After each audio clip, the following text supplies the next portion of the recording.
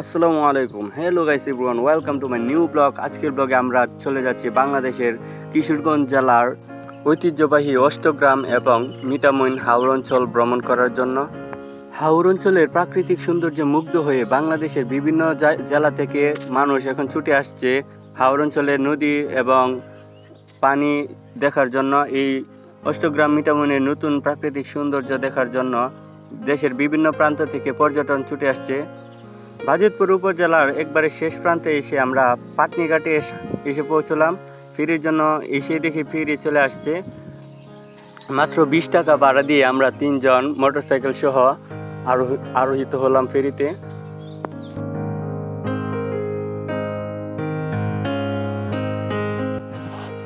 ফেরিতে উঠে আমরা হাওর অঞ্চলের নদীর প্রাকৃতিক সৌন্দর্য উপভোগ করতে লাগলাম।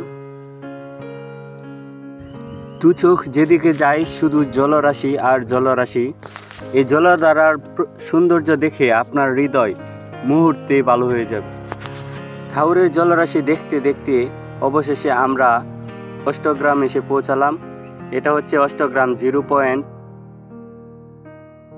এখানকার সৌন্দর্য উপভোগ করতে বাংলাদেশের বিভিন্ন জেলা থেকে পর্যটক ছুটে আসে।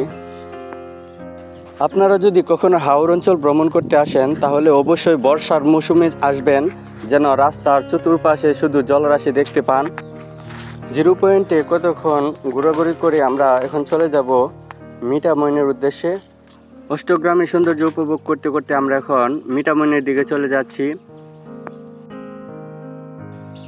আপনারা যদি কখনো এই হাওর অঞ্চল ভ্রমণ করতে আসেন তাহলে অবশ্যই বর্ষার মৌসুমে আসবেন, তাহলে এই রাস্তার দুই পাশে শুধু জলরাশির ঢেউ দেখতে পাবেন এবং এই জলরাশিগুলো খুবই সুন্দর লাগবে। আমরা এখন শুকনো মৌসুমে আসলাম।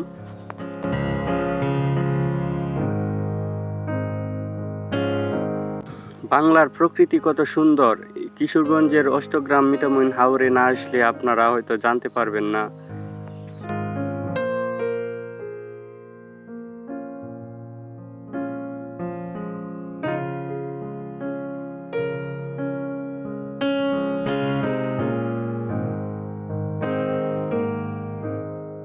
আমরা অষ্টগ্রাম থেকে মিঠামইনের দিকে যাওয়ার পথে একটি রাস্তায় একটি মাইল ফলক দেখতে পেলাম।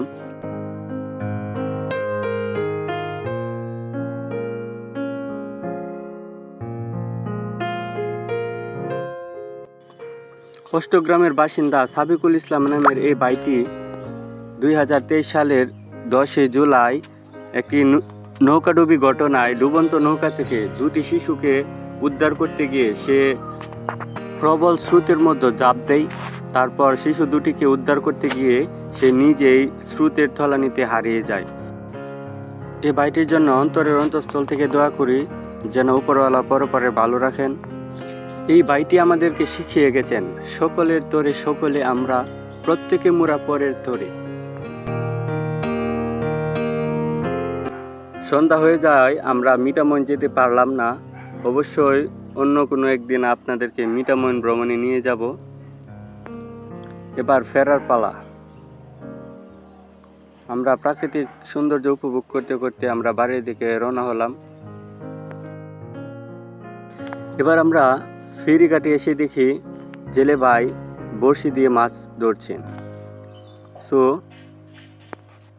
তার বড়শিতে বিশাল একটি মাছ টানছে, সে সুতোকে টেনে তুলতে পারছে না। এবার ফাইনালি সে জোর দিয়ে টান দিচ্ছে, দেখা যাক কি হয়। কিন্তু না, সে বিশাল আকারের মাছটি তার বড়শি থেকে ছিপটিকে ছিঁড়ে নিয়ে চলে যায়।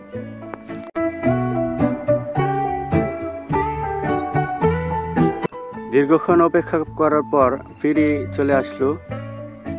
ফেরির সৌন্দর্য উপভোগ করতে করতে আমরা বাড়ি দিকে চলে যাবো ইনশাল্লাহ। এই যে ফেরিতে দেখা যাচ্ছে একটি কুকুরও আসছে। এই কুকুর, তোর ভাড়া দিয়ে যা, দাঁড়া দাঁড়া, হতে যাচ্ছি।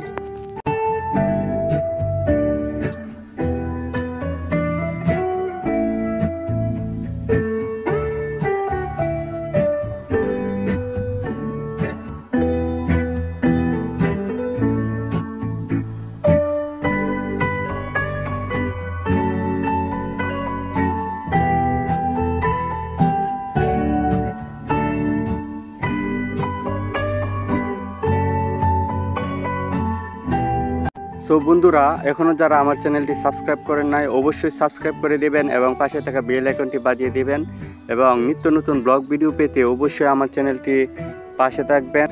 সো বন্ধুরা, আপনারা কোথা থেকে আমাকে দেখছেন অবশ্যই কমেন্ট করে জানাবেন এবং নেক্সট ট্যুর আমরা দিচ্ছি কক্সবাজার দেখা হবে নিত্য নতুন একটি ব্লগ ভিডিওতে। অবশ্যই সেই ভিডিওটি অত্যন্ত আকর্ষণীয় হবে ইনশাল্লাহ। আপনারা অবশ্যই আমার চ্যানেলটি সাবস্ক্রাইব করে পাশে থাকবেন। ফেরির সম্মুখভাগে যখন ঢেউ দিচ্ছিল মনে হচ্ছিল এক প্রকার কক্সবাজারের ফিল পাচ্ছি। আমার সাথে ট্রাভেল সঙ্গে ছিল শাহাদত এবং আমাদের চাচা